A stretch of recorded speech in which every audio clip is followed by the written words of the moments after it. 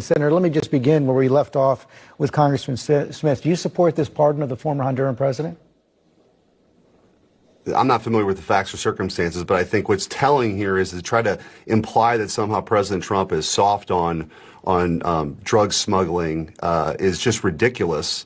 It's totally ridiculous. He's provided border security like we've never seen before. And the fact is, these cartels now, because the southern border is closed, they've gone to the high seas. So President Trump is acting with his core Article 2 powers. No serious legal expert would doubt that the president has authority to blow narco-terrorists out of the water who are poisoning 100,000 Americans every year.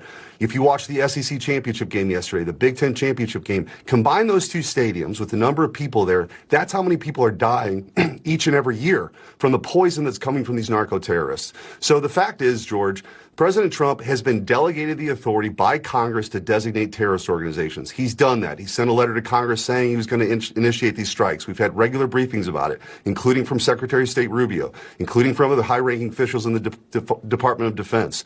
He's executing those. And so now what we have now are Democrats who have such X-ray vision and clairvoyance that they know the intentions of narco-terrorists on boats, yet we're so blind to see that they had a president for 4 years that was operating as a vegetable in Joe Biden.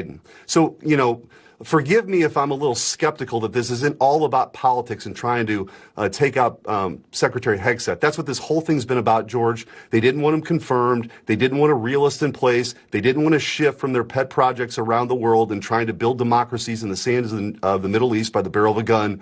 We have core national interests at stake, the homeland in the Western Hemisphere, and the rise of China. That's what this administration is focused on. The Democrats are just upset about that, and they try to create some controversy each and every week, and it goes nowhere. What do you mean you're not familiar with the facts and circumstances of the pardon? It's been well reported all across the country. He's the former president of Honduras. He was convicted of conspiring to bring in 400 tons of cocaine into the United States, also guns and other materials. It's been front page news across the country. Aren't you curious about that?